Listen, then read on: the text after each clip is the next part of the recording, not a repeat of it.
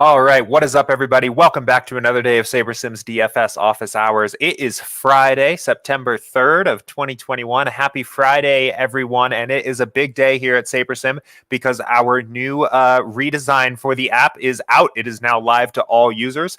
We pushed that out early this morning, so you should be seeing that across the board. All sports, all sites, mobile, desktop, it is out. It is live. So I'm sure many of you guys have been playing around with it. If you haven't already and haven't been a part of the beta, I'm sure many of you guys have been exploring and messing around with the app here this morning. So as you guys have questions or confusion or anything like that, I think that the new app is much more intuitive to use. I think things often are in the place where you expect them to be a little bit more, but I know it is new.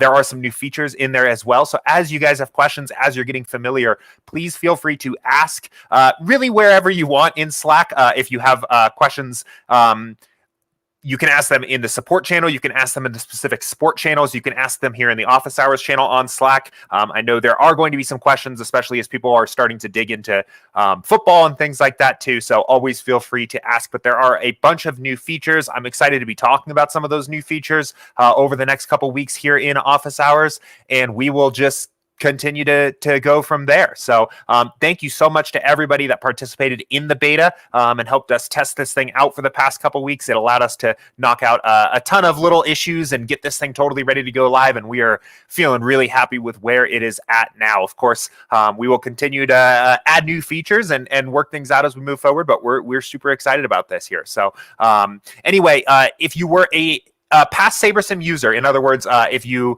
had a subscription in the past or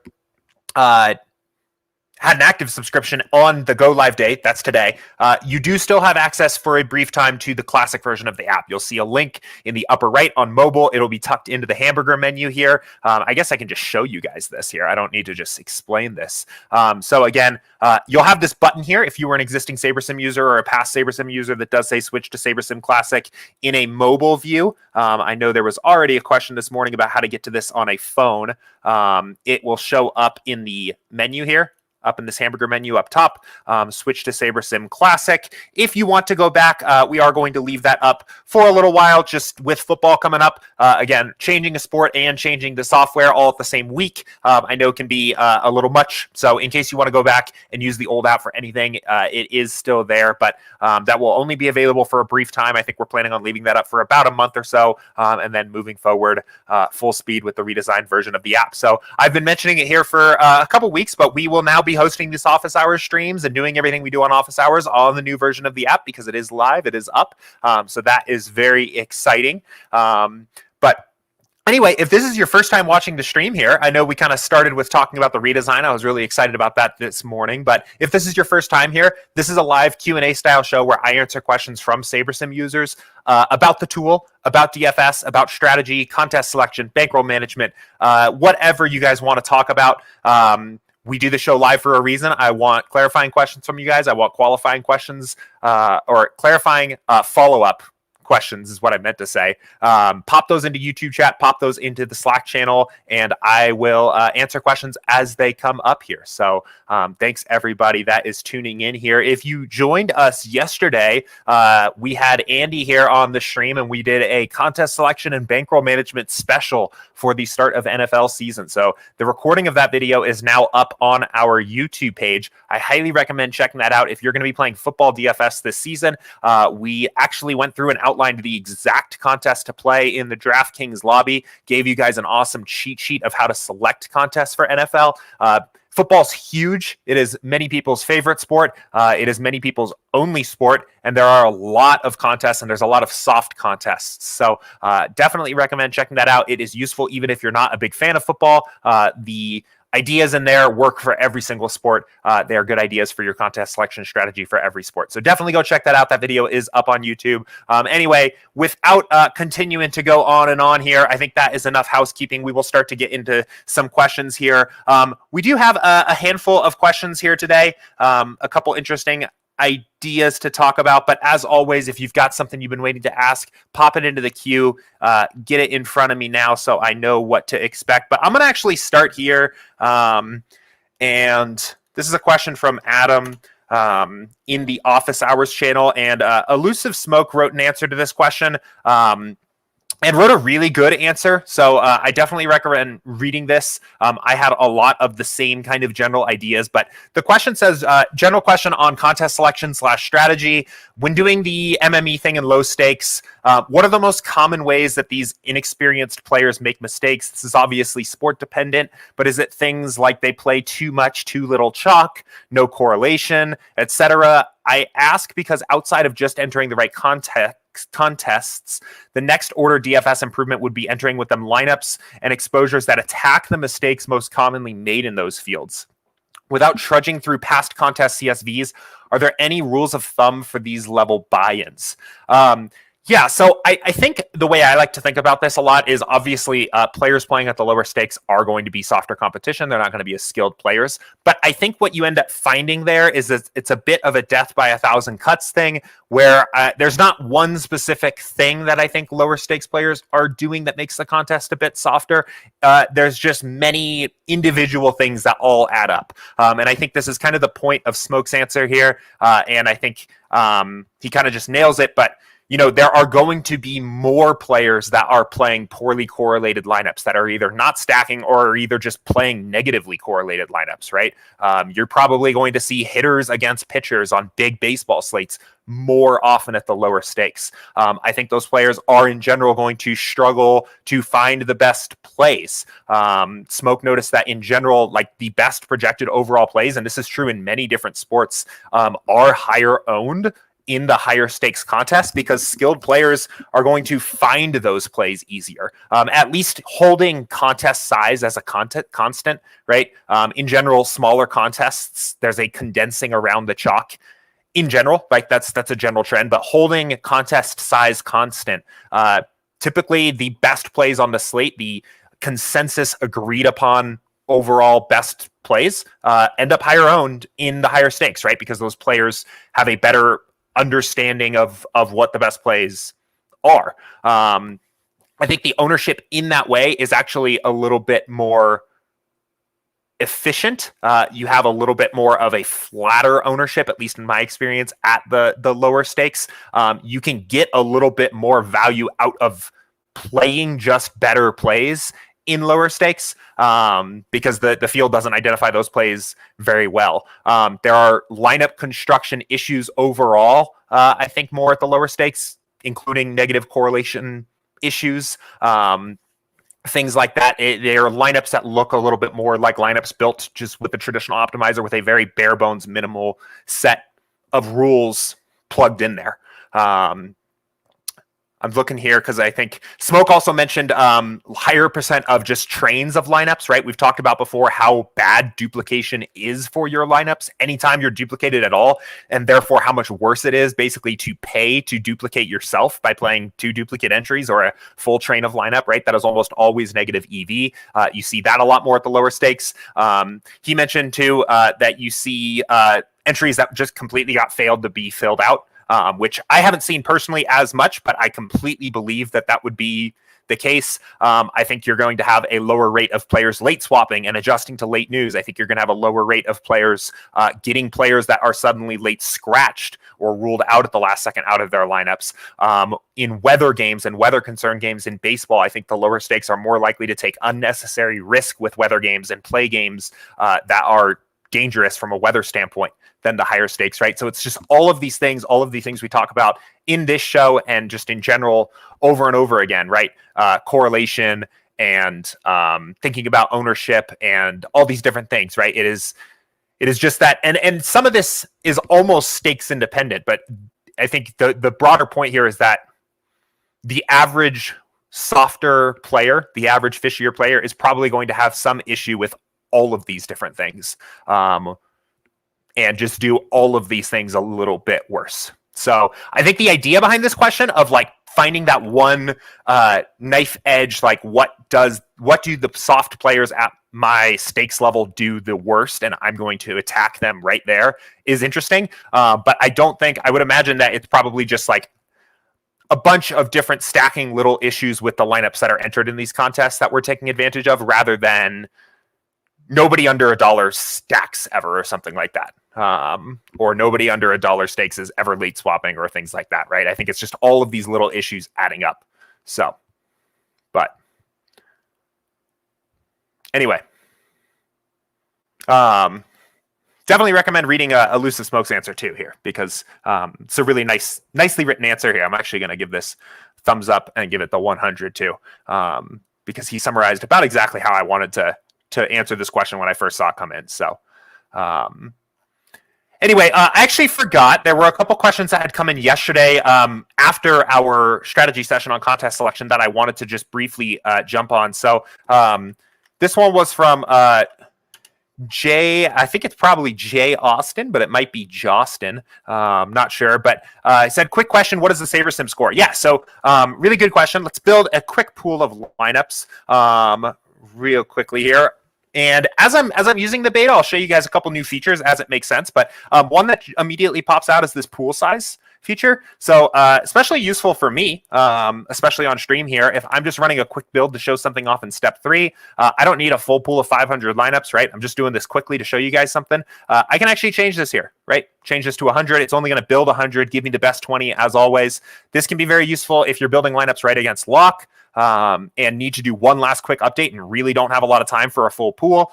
It can also be useful in the opposite direction if you know you're going to have plenty of time before lock and you want to make a ton of exposure changes. Give yourself a huge pool of 1,500, even if you are just building 20, and make as many changes as you want because you got so many lineups to work with. So anyway, for the purpose of this, I just need 100 lineups. And we'll let this build here. Give this just a second.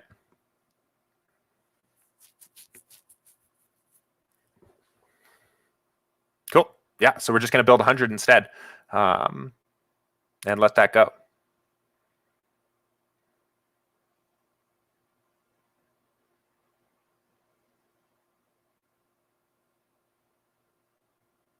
Keeping an eye on speed here too. This build seems a little slower. I had my builds earlier this morning were just going lightning fast, but we will keep a close eye on this and make sure that everything is building quickly. But we'll just give this a couple seconds to finish up here, and then I'll talk about this question.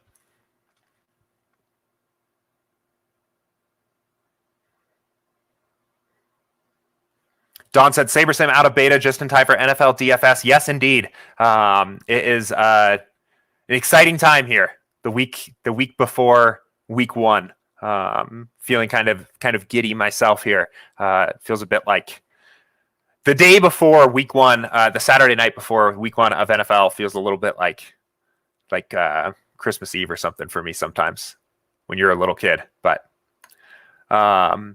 anyway, okay, cool. So our build's done. That one did take a little long. So we'll keep an eye on build speed time here as we go through the rest of the stream and make sure things are building appropriately. But anyway, you'll see build is complete. We've got this thing here called SaberScore. So what is SaberScore? Well, when we build lineups with SaberSim, we are naturally taking into account the impacts of correlation, ownership fade, and sim variance. This has changed its name from smart diversity, but a way of leveraging the individual game sims that we have for players. And these are things that are important in GPPs, right? We're not optimizing, or we shouldn't be optimizing purely for average points, right? We're optimizing for upside. We want to build lineups that can come in first out of tens of thousands of entries sometimes, right? So we need to build lineups that are correlated, that don't just play all the chalk, that make some stance on ownership, and have take advantage of variance, the natural variance that is in the game. In baseball, it's very high variance, right?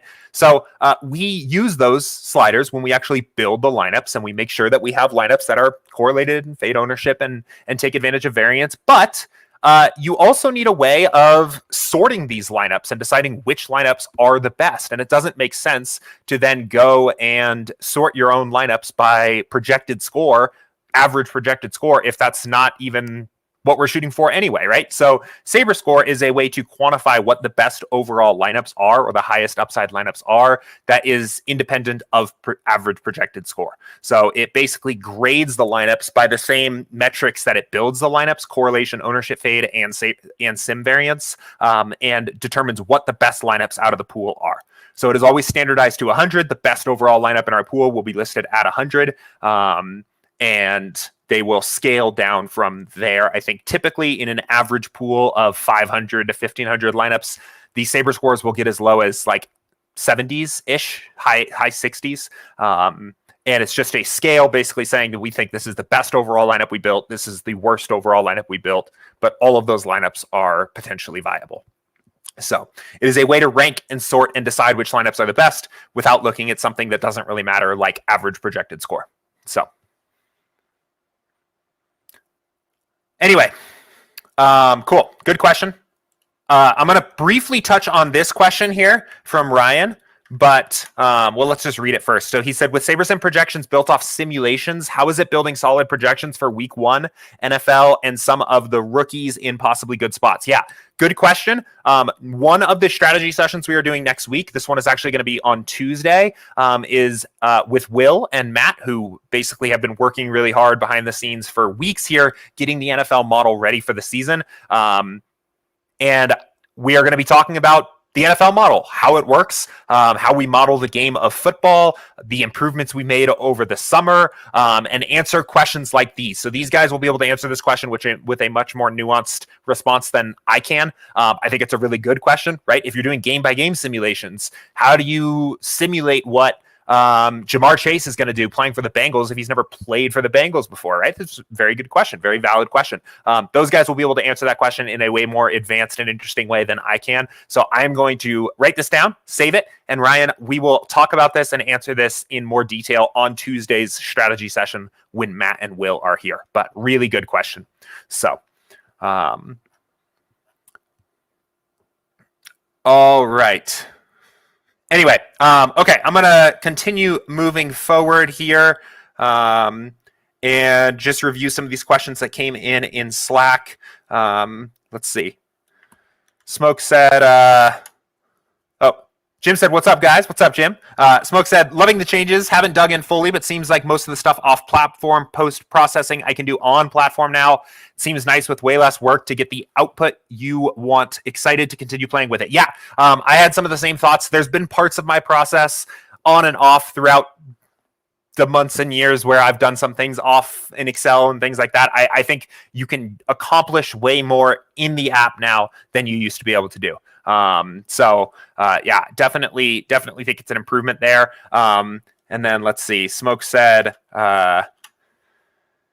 is there any way you can make the limit 10K instead of 1,500 on the max cap for generated lineups? That I have heard that question before. I think the issue is that there is an exponential demand on the computing power to generate the lineups as we build more and more. So it is not linear. In other words, the next 1,500 after the first 1,500 take an exponential more time to build than the first 1,500, depending on how many rules and stacking rules and max exposure settings you have set before the build. It can take even longer. So this is actually a more challenging thing from the technical side than I think people often think. But I will pass this along, and I think, I mean, it would help my process too. I think people that have seen my research builds know that it would be more valuable for me to have 10,000 lineups than it would be for me to have 1,500. But it does get really demanding for both the build time and kind of the processing power to build the lineups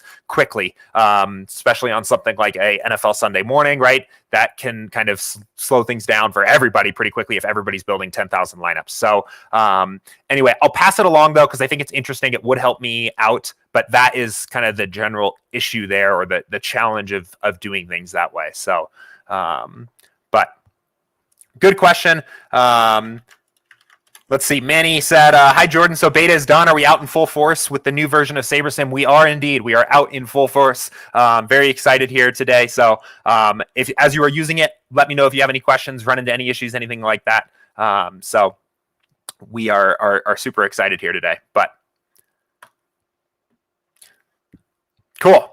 Let's review the questions here that have come in earlier. Before I got on stream, Brent said, "Let's go." I'm very glad I came upon SaberSim last week. Yeah, we're happy to have you, man. Let me know if you have any questions here.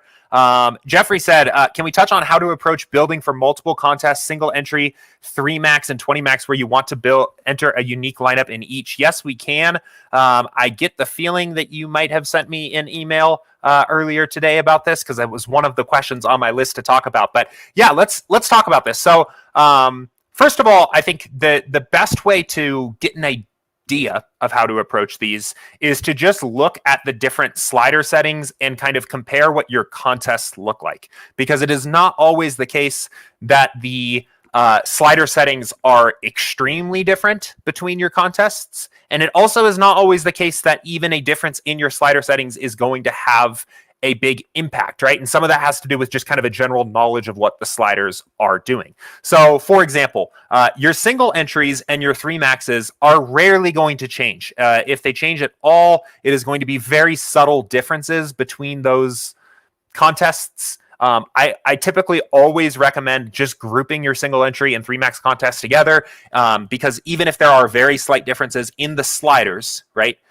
they will typically be like 1 point in one direction. And I think you can just take either an in-between value, use either set of sliders, and group your single entries and 3 maxes together at the very least. So say maybe you have 15 lineups there, and you just build a set of 15 lineups that is just going to be filled uniquely into your single entry and 3 maxes. Where it does get interesting is your 20 maxes, which again, on a sport-to-sport basis, may not actually have a big difference in the way that the sliders are set.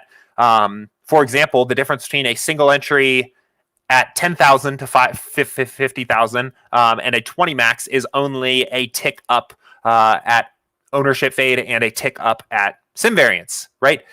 Those differences are not significant enough that I think this elicits a totally separate build to build your 20 max lineups, right? Anytime the sliders are even 1 or 2 ticks away from each other, you're not going to get a big difference in the way that the build actually ends up working out when you're actually building your lineups. But there is, once you start to work in like single entry, maybe you're playing single entries that are quite a bit smaller, right? We start to see these differences that are pretty significant. The difference between 1 and 4 on ownership fade, the difference between low and high, 3 and 7 on sim variance, you're going to start to have some differences. So let's talk about the ways to navigate this. The first option is that you just group your single entries and 3 maxes together and do a build and manage your exposures and save that set of lineups, and then run a build at your 20 max lineup settings, and maybe use this even if you're including 150 max in there, right?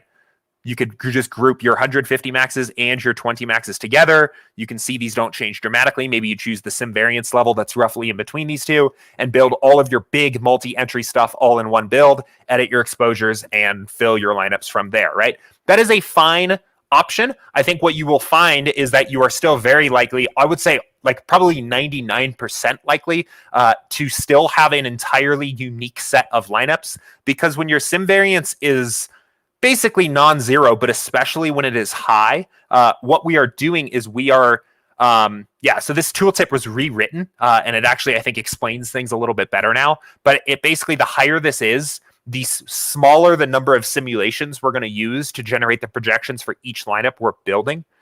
We're simulating every game thousands of times and then taking out small random subsets of those game simulations to use for projections, which just increases the diversity overall of your lineups, right? Having this at high for this build, I would say, makes it very unlikely, coupled with ownership fade being high and other things, that you are going to duplicate a lineup here with anything you built in your single entry or 3 max build. So I wouldn't worry about that. The big concern, or the one con of doing things this way, is purely from a time standpoint. You're going to have to do 2 separate builds, one with your single entries and 3 maxes, edit exposures, get those lineups all dialed in, and then you're going to have to do another one for your 20 max and 150 maxes and get those exposures and get those all dialed in.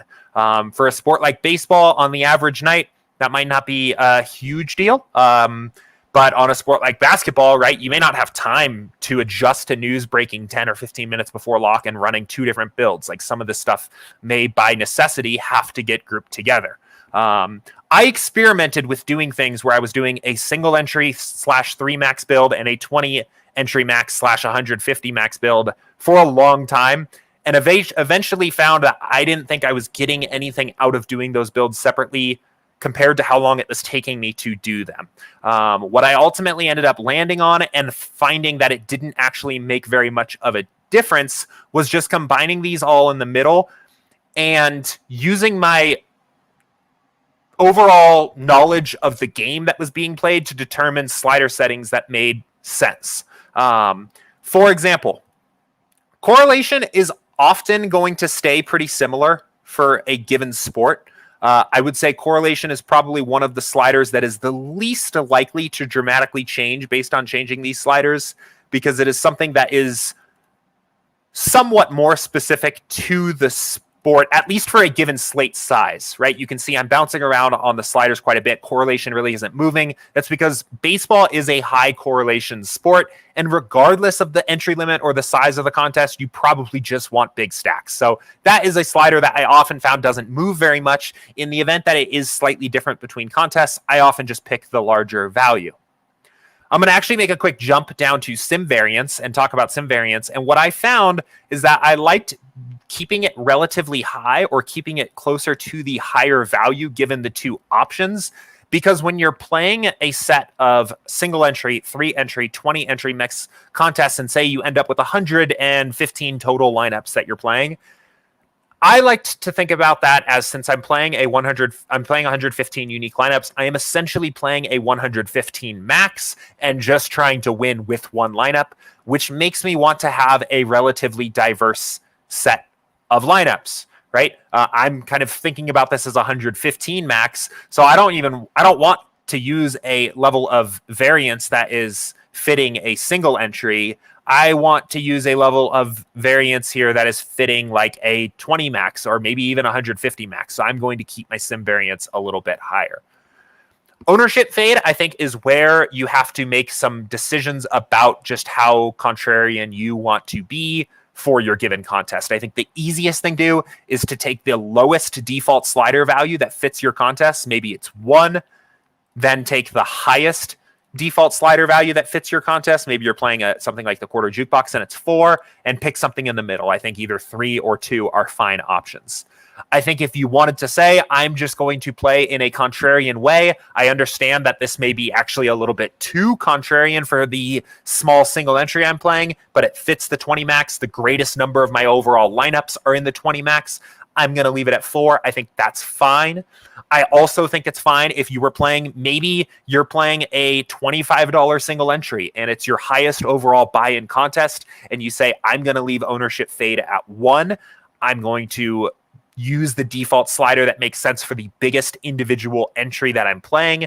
And for all of these 20 maxes I'm playing that are $1 or 25 cents or 10 cents, I'm going to be willing to play a little bit chalkier and know that those aren't entirely the default sliders that were set for that contest, right? I think it is also, as you have free time and have time and you're not under the pressure of lock, one of the best things I can recommend to you to get familiar with the sliders is to run builds on very extreme different slider settings, different combinations of sliders at 0 and 10, just so you can get an idea of what impact that has on your stacks and your stack sizes, what impact that has on what you do with the chalkiest projected owned players, and what sim variance has the effect on the total number of players in your player pool and how exposed you are to the players in your player pool.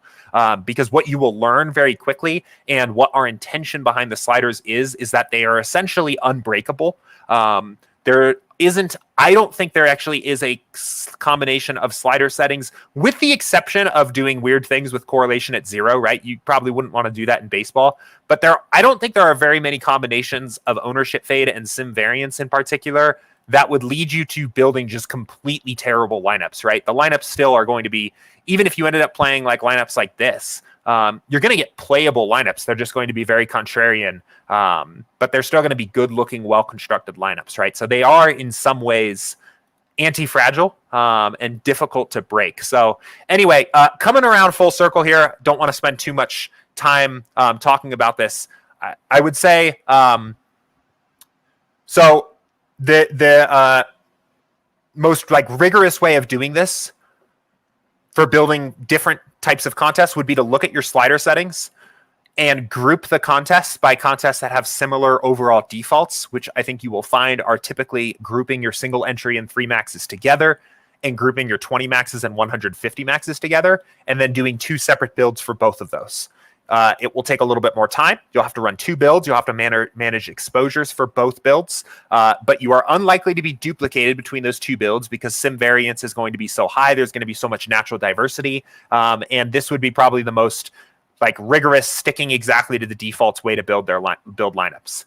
However, I think that you can save some time and sacrifice very little value overall by instead just building everything together and using slider settings that have some value in between the various options of your smallest single entry to your largest multi-entry contest, right? The sliders are anti-fragile in that way, and you'll find that if we used sliders anywhere from 8 at correlation, because it just wants to use 8, but anywhere from 1 to 4 on ownership fade and anywhere from probably 3 to 7 on sim variance, you are going to have lineups that are viable for the full gamut of contests between a single entry of 500 people to a 20 max of 50,000 people, right? Are the slider settings perfectly optimized for every single lineup you're playing? In that way, no. But they are playable for those contests. So,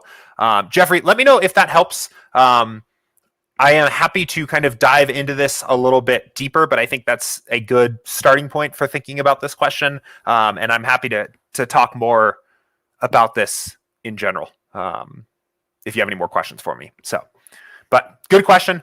Definitely one that comes up often. And I went back and forth in this in my head for a really long time, thinking about the best way to do this. And I think it is the most important thing to take away here is that you're not going to break this, and there's probably not a wrong way here, especially with the sliders.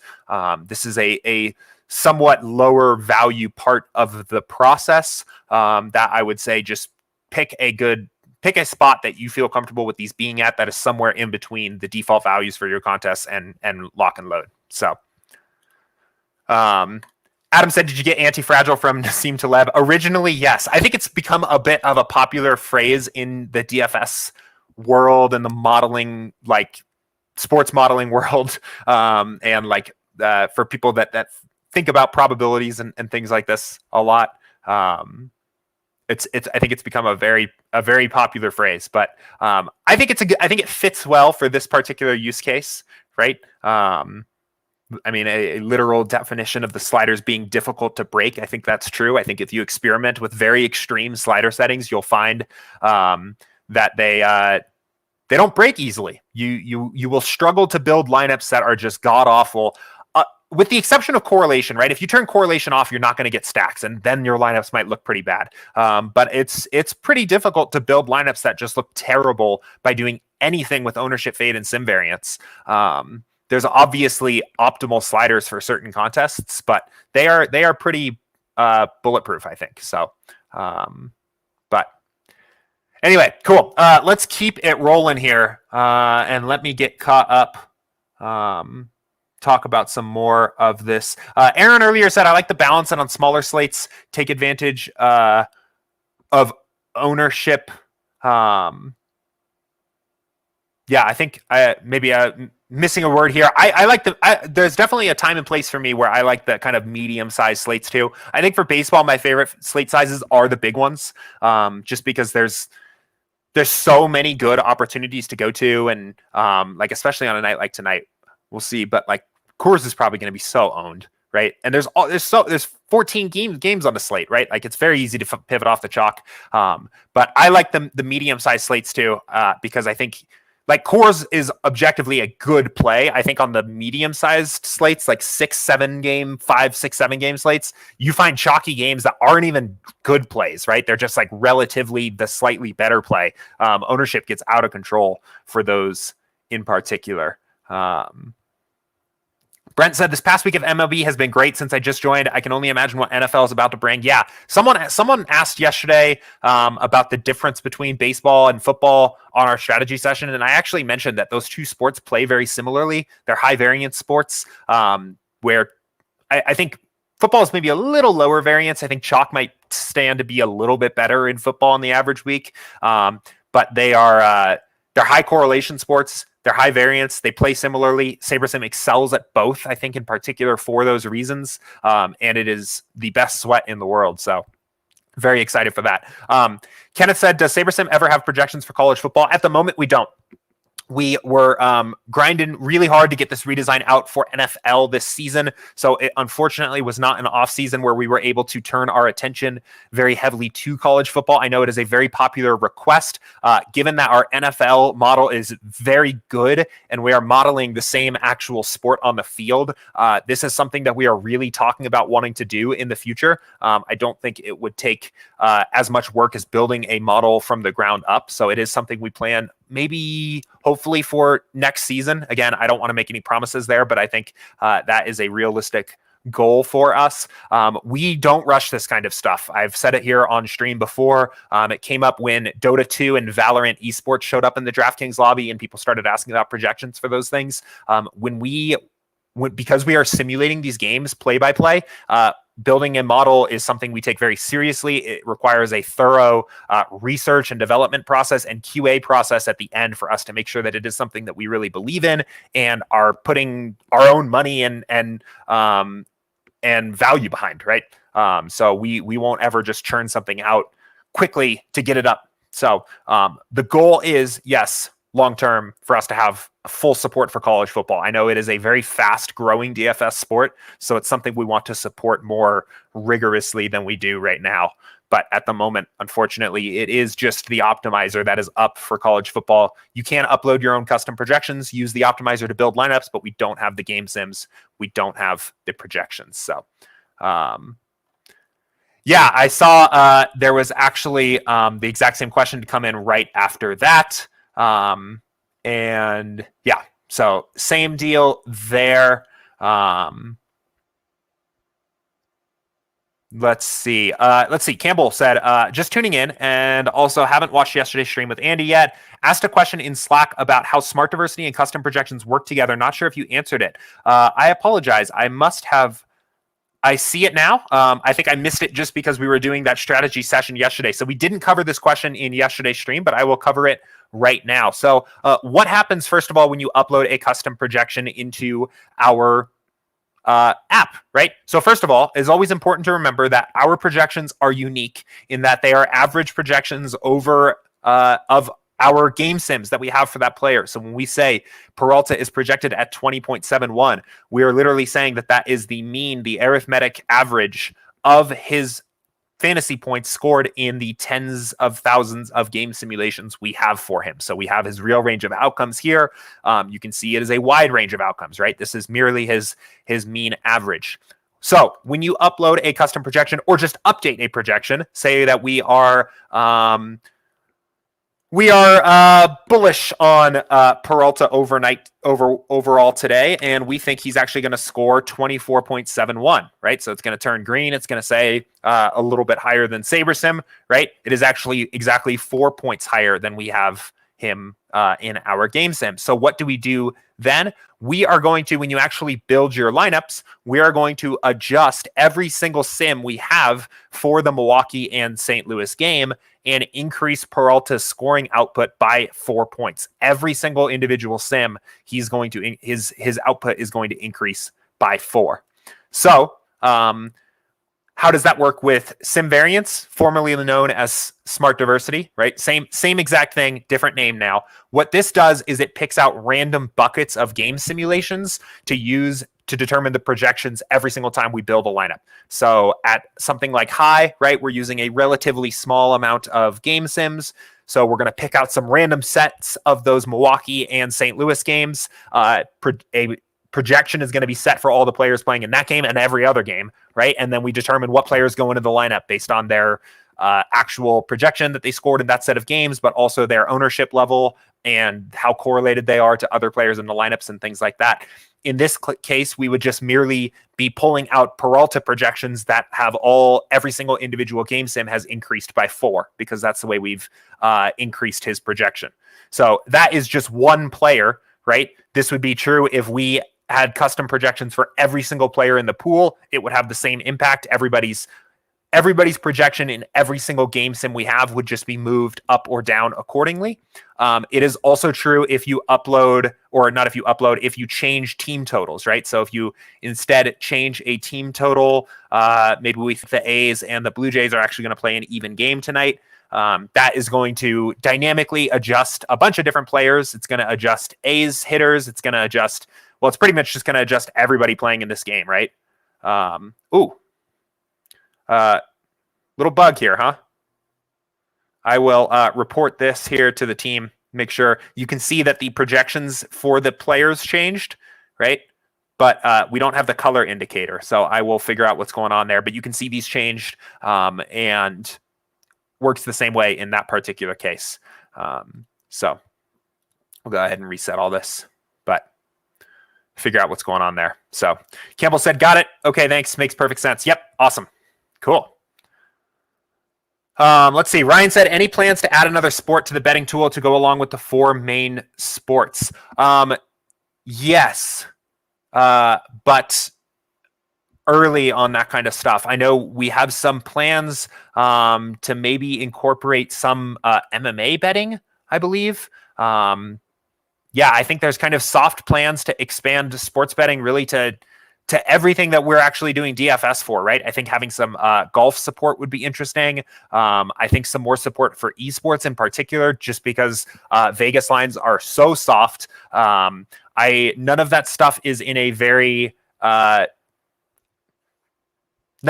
unfortunately, none of that I would say is very much in like an actual state of development, but it is on our radar, along with just an expansion of the betting tool overall, right? As sports betting continues to grow, there's a lot we want to do there. There's a lot we want to make more useful there. We've talked a little bit about having kind of a little bit more than just what the model actually thinks are the best plays overall. Maybe like another layer of like a star. We've talked about having like a star for some of our favorite bets or something like that, both for the props and the games. We've talked a little bit about an expansion. Oh, this takes you back to the old app still. But we've talked about an expansion of the prop betting calculator that instead of having to go and find all your own individual props, kind of find some of the best ones for you. I know people have talked about maybe a parlay calculator before. So there's a lot that we are interested in doing here on the sports betting side. If you have ideas or things we could do to make the sports betting app better, please share them with us. Either email us, support@sabersim.com, or just let us know in Slack in the wish list channel or the sports betting channel, because we are very actively trying to kind of think about how we want to continue to move the sports betting product forward. So anyway, Don said, this might be self-defeating, but I have some success with a 20 selection builds. I will build 40 to 60 and download the result and randomize them and take 20 of them. Interesting.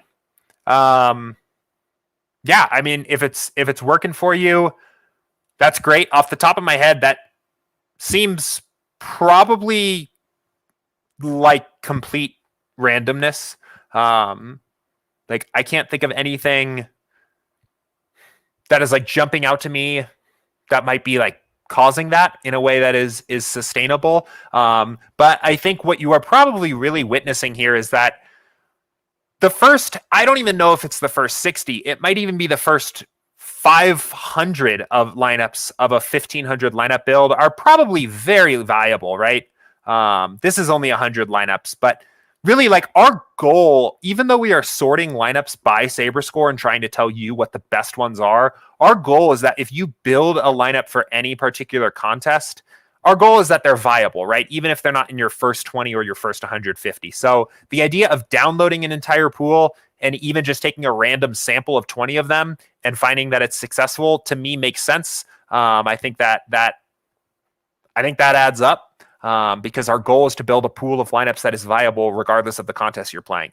I actually do something similar. I've been experimenting with something similar where I'm pulling my full pool down into Excel and then kind of using this Excel spreadsheet to help me decide what lineups to end up playing. And I rest that entire process on a similar assumption, and that is all of the lineups that I built for my contest are viable and are playable, regardless of what their SaberScore is. So I think that's kind of the same theme here.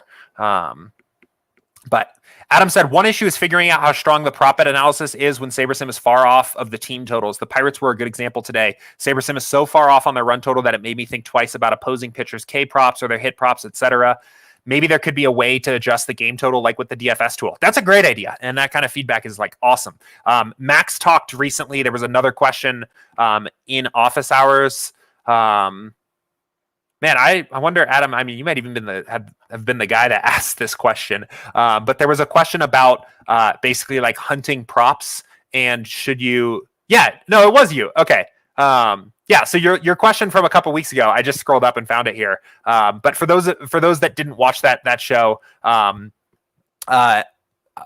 finding props, right? Should you look for prop bets on games that SaberSim is close to Vegas or far away from? And the idea was to look to initially or to trust recommended prop bets more in games that were close to Vegas, because if we are over on Vegas on a certain team, it's probably makes sense that we're going to be over on all of the props, right? We're going to think all of the run props, all of the home run props, over on all of that, right? They're all good bets. But if we're just wrong about that game, then all of those bets actually aren't very valuable bets. But if we're equal with Vegas and we think that there's value on a certain prop bet, strikeout bet, or a run prop, or a total bases or something like that, it probably makes sense that we've actually got an edge there because we are modeling that game in the same way the field is or the book is, and we still think there's value on that bet. So anyway, I think it's a great idea. I think the idea of adjusting a game total or adjusting the assumptions of the sims and then seeing where there is still value in the bet. You could also even find like a break-even line. Like this bet, let's see, the Alek Manoah strikeout prop becomes unprofitable once the Oakland A's run total becomes 5.0 runs or something like that. Like that's an interesting idea to me too, of a way to just find where those lines are. But yeah, that kind of stuff is awesome. So please share if you're using the sports betting tool regularly and have any thoughts, please share them with us. So let's see. Saw a couple other questions coming in. So this one came in earlier. And this was from Elusive Smoke again. Have your projections for NFL been improved for this season? If so, can you touch on what sources you use to generate your projections? I wasn't super impressed with the raw projections last year. Yeah, so similarly to Ryan's question from earlier, we are having Matt and Will come on for a strategy session on Tuesday of next week. Those guys have been working on the NFL model for months here, getting this thing ready for the start of the season. We want to have them come on, talk about the model, talk about how it works and how we model the game of football, all the improvements we've made this season to get ready for the start of the season, and answer any questions you have like this. So I'm going to add this to the list for that strategy session. Again, those guys built the model, so they will be able to answer this in a much more eloquent and detailed way than I can. So I'm going to add this to that list. Tune into that stream on Tuesday afternoon. And if you miss it, that's fine. You can watch the recording later, but we'll make sure we answer this question live on Tuesday. So I know the Will in particular has been doing a ton of work on the NFL model, has dived really deep into modeling the game of football here. So I'll have him come on and explain some of the work we've been doing there behind the scenes. But all right, cool. So I'm going to keep us rolling here. We had a question, or maybe more of potentially bug here, but we'll take a look. Could you go over excluding a team from the player pool? It does not appear to be working for me, but I'd like to see if this is on my end. Let's try it. So it looks a little bit different, but it should just be up here. But say it was no Orioles for us tonight. No Orioles? Did it work? Let's see. Is Hayes in the lineup? Ooh. That doesn't seem to be working. I guess I could do it like this too. Yeah. No, good find. That's not working right. So as soon as we are off here, let me star this real quick on my end. I'll go ahead and figure out what's going on there as soon as we are off. yeah, I mean, what should be working though in the meantime, and okay, yeah, so like manually removing these guys works. But yeah, no, the bulk exclusion does not seem to be working. So yeah, thank you for mentioning that, and we'll figure out what's going on there. Okay.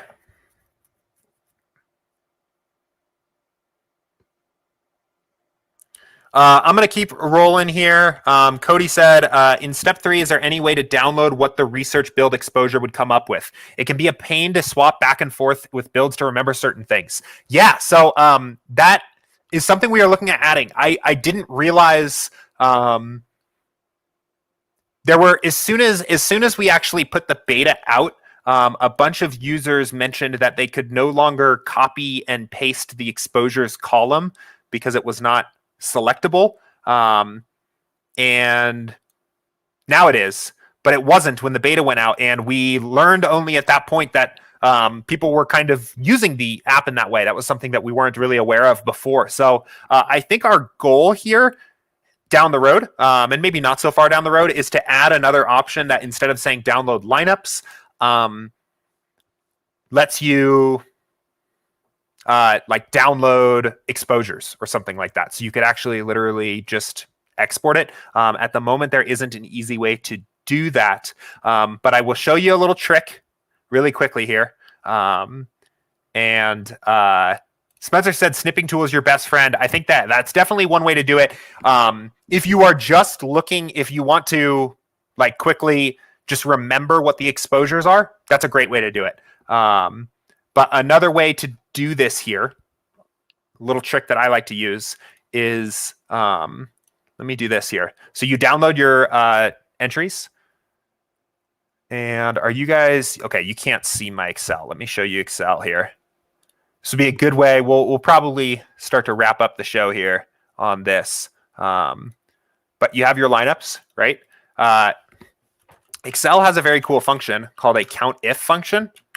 And you can count if, select a range of lineups. So what count if is going to do is it's going to tell you the number of times a certain thing shows up in your range, right? So you can count if, and obviously you'll need to do a little bit more alongside this, but count if the entire range of your pool of lineups, say this is a big pool of 1,500 lineups, right? Criteria is just the ID number of a certain player. Shows up in 10 lineups. If you want an exposure, instead divide by the total number of lineups, 50% exposure. So obviously there's a little bit more that would need to kind of happen here on the Excel side, right? You may need the player list, the ID list, which you can get over here. Download, right? We'll output all of the raw data, including projections, player IDs, player names, things like that.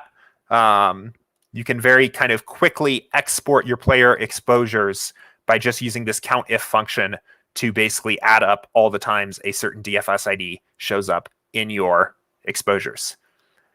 Anyway, totally realize that isn't the most intuitive way to do this, and that it requires some Excel wizardry. Not so much wizardry, I guess. One single Excel function, but it requires Excel. It requires some Excel knowledge. Not the ideal use case. So our plan is to give you guys a way to download your exposures directly and just be able to export that and use that however you see fit on step 3. The other one that has been commonly requested recently is downloading team totals as a CSV. So that is, both of those are on our radar. That's something that we want to implement. But for now, I would recommend trying that. I realize I have this snipping tool thing still up. I would recommend trying that for now. If you want this in Excel, download all the entries and then count if the entire range against each DFS ID, and you can get your exposures there and see how often people are exposed or used. So yeah. Cody said, yeah, that's great. I know it would just save me a bunch of time. Yeah, I had the same problem for a while, actually, and was pretty happy to discover that. So should make things a lot easier. It made things a lot easier for me. So,